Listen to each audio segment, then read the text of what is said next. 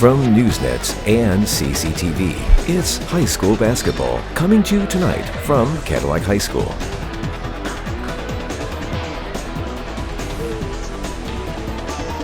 All right, it is the start of the third quarter here on Newsnet's broadcast of high school girls basketball. You know, Ev and I were talking up here. It's always nice this time of year, these games right around the holidays. You get a lot of former student athletes back, coming home from college or from work or, their journeys. We see former high school girls basketball star Kylie Christensen just coming into the gym a little while ago. Good to see her. Yeah, it's good seeing a lot of these former players coming back and supporting the team. A lot of these players that are playing right now looked up to Kylie and her teammates, so when they see her in the stands, it gives them a little bit of a energy boost and motivation. Yeah, Kylie's playing volleyball at Aquinas College. We've got a illegal screen foul called right away by the Vikings. They get in their man press. Petoskey gets it to the middle and breaks it. Almost a steal right there by Molly. I think if she hadn't just picked up that last foul, she probably would have gone after that. She's a little hesitant. Yeah. Vikings are coming out with a lot of energy, pressing right away, trying to see if they can put Petoskey on their heels to start early and maybe get a few point leads again. Nice cut and look inside right there. That's Petoskey's number 10 right there. Shelby Buchanan misses that shot. Anderson brings it down the floor. She turns it over. And we get a quick timeout right there by Coach Mack. So not the start to the half that the Vikings wanted right there. A little bit of sloppy play as back-to-back turnovers, and we've got a 30-second timeout. Yeah, I don't blame the coach, Coach McGlorn, for calling a timeout. Refocus the team, refocus what we talked about at halftime, and basically try to restart the second half. Absolutely. And we want to mention everybody, our people behind the scenes there tonight. In the truck tonight directing is Hannah Crouch, and her assistant is Damian Brooks. Our camera operators tonight, Caden Darrow, Matthew Gaston, and Preston Suriano. Mr. Filkins and his crew is bringing the noise. Yeah, absolutely. Give him a little shout out. I believe Mr. Filkins is retiring this year. I heard that it's a possibility right there. And after years of being a teacher here and leading the pep band and marching band, he's done a great job. So a little shout out to Mr. Filkins there. Back-to-back misses underneath by Petoskey. Molly Anderson with the rebound. Down the floor come the Vikings. Bryant nice with the screen. Roll. McTaggart going to step to the line right there. Little screen and roll action right there. Emma McTaggart does a nice job of diving to the basket. That's a tough catch and shot. Yep. Something that the Vikings work on individually with defense, without defense, I'm sure, in practice. McTaggart steps to the line. She gets it unfriendly roll. That shouldn't happen to a birthday girl. No, Once again, we want to wish her a happy birthday. Yeah, it rattled in and out. It looked like it wanted to fall and just tipped right out. Made the second, though. She goes 1 for 2 on that possession. Checking in for Petoskey, we see number 24, Jamison Carr. Vikings are in a diamond press again, trapping the first pass. Petoskey broke it again. Looks like they might get an easy layup out of it. Nope. She walked, yep. Quick travel before. Kind of caught that pass in a bad spot, right underneath the basket. Unable to get the shot off as she was watching Molly Anderson chase her down and just rushed it a little bit. Yep. Just a little fix, and early in the season, so that can be fixed as the year goes on. They made up for it on defense. Looks like McKenna had a pretty open lane, but I want to say number 22 was able to tip it out and prevent the layup. Yeah, it's good weak side help by Paulian right there as Olivia Meyer looked to inbound that. Bryant in the corner, she goes baseline, kicks it up top to Anderson. In and out with that three-point shot. I've covered a lot of the Cadillac girls basketball game, and you see they seem to always go through a few stretches where shots don't drop, and then the next thing you know, you're going to see about 8 in a row go in. We'll see if that continues. Yeah, sometimes you just got to shoot out of the slump. Nice steal right there. Molly didn't get that one. I think McKenna had it.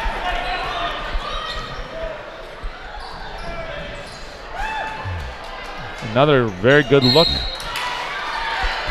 All of McKenna's shot, was it? Yeah, all of McKenna's shots have just been rattling in and out. The last few she's taken up, but they're close. Yeah, I think she drained the first 3 to start the game for the Vikings. Yep. Yeah, it's promising as a guard shooting threes. If you're missing, at least miss close, and that's what she's done every time. A couple inches off, and it could be she could be probably 8 for 8. Once again, we want to thank our sponsors, everybody. Pizza Plus is our sponsor tonight. They kind donations allow us to help bring this broadcast. If you want to join our sponsor group, please give the station a call. We certainly would love to have you aboard. Appreciate your help with that. It's always nice seeing local businesses supporting the schools and the athletes out here. Looks like Petoskey had a travel there.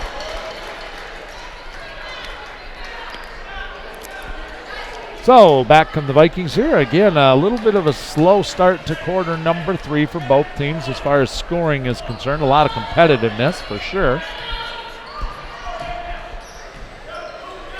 Bryant over to McTaggart. She steps over, finds Knight. There's a cutting Anderson. And Anderson is going to get it to fall right there. She's pumped up about that one. Tough shot. That might be just what the Vikings need to get a little bit of momentum.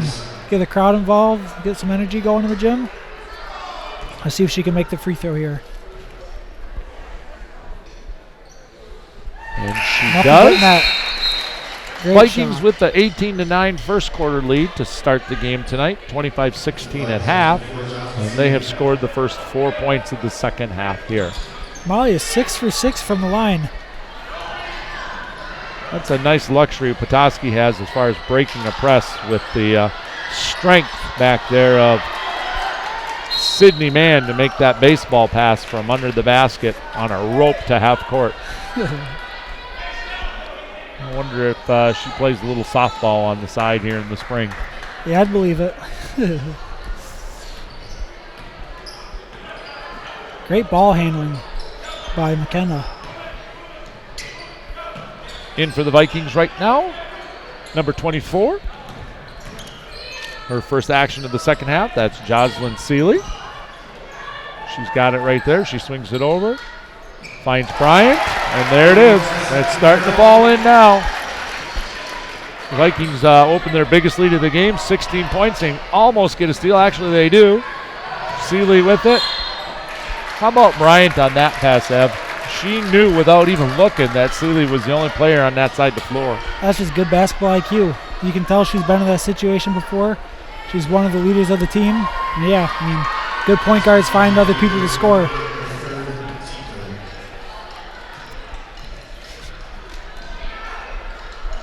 Seeley drains that one. Big shot for the freshman. Any experience that she can get right now is just going to help her more and more down the road. Absolutely. You know, she's playing 8th grade basketball last year. Just a handful of ball games here in varsity. By playoff time, she's going to be a really solid player. Olivia Meyer with a good rebound. She takes her time, brings the ball down the floor, gets the Vikings in an offense. Anderson goes baseline. Gets a block call right there. I think that's the right call. Tough call for number 15 right there, Haley Flynn. Just a little bit out of position, her third. 4th team foul already here. Molly Anderson back to the line. You know, I give her Haley Flynn a lot of credit for taking the charge. A lot of people will try to block the shot. Once again, that's just a toughness thing. If you're willing to get on the floor and try to get one of those fouls called, a lot of credit to her. Molly's first attempt is off and a little bit right on that. Second one is up and in. 34-16 here. Vikings with a big lead and extending it here early in the third quarter. Tight defense for the press for the Cadillac. Looks like Petoskey just broke it though with travel. I think she kind of palmed the ball just a little bit, kind of rolled it up on her hand. I think was actually what happened there on Bromley. She did a great job out of that double team, just being tough and getting it out of there. As we get a timeout by Petoskey here, the Vikings have opened up an 18-point lead I'm Dan Gussard, and with me tonight, Evan Friedel. Ev, let's talk about your dog here for a little bit. We got to talk about Rocco. Okay. How long have you had him now? I've had Rocco for, I'd say he's almost 2, so I've had him for a little over a year and a half now. What kind of trouble is he getting into for you a little bit? He's still just a pup. He hasn't destroyed anything yet. Basically just high energy, bouncing all over the house. Not too much trouble besides annoying our older dog Mia, always wanting to play, and she's 11, so she doesn't really want to put up with him too much. But he's a pretty good dog. Have you gone and taken care of Christmas shopping for Rocco? I have not. You got time yet? I've got time. I'm expecting Rocco to get me something for Christmas this year too. So hopefully my mom will take Rocco out shopping for me. Absolutely. Maybe a nice 40-inch flat screen. There you go. That's what I asked from Rocco. So we'll see if I get it. Vikings with the ball out of that Petoskey turnover. It looks like that's Maddie Drabeck with the ball right there. She gets it to Bryant. Petoskey's coming out in a zone here, 1-3-1 zone. We'll see how the Vikings adjust to this. This is a tough thing for anybody to run against the shooters that the Vikings can put out on the floor. Yeah, I say at the moment, I'd say it's the right call for Petoskey. The Vikings have missed the last couple of threes they've taken, so it's basically challenging them to see if they can get on a little hot streak. They make a few, maybe change it. Go back to man. Bromley's shot is off. Molly Anderson with a rebound. She comes down. She looks. She sends it over to Bryant, pass. and she's been tough over there.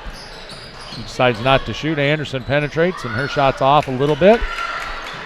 That one's going to be long. Both teams are just playing unselfish basketball. They're waiting for the open shot. And Petoskey and Cadillac are pretty young teams, so it's good to see that they've got just high basketball IQ and nice little patience. Jump stop right there, and unable to finish right there. That's a nice move, though, by Bromley. Kaylin Bromley, that is. She wears number 3. Kenzie Bromley, number 4, not on the floor currently, but she'll be back soon. She played a lot in the first half, did a nice job. Anderson's 3 is off the back iron and controlled up there by Shelby Buchanan, and this is Sydney Mann with the ball. She sends it down. Jameson Carr back to Mann. Inside, Flynn with the ball. She makes a strong move, and she's going to get 2 shots as a result. Third team foul just on the Vikings, and McKenna Bryant's second personal foul.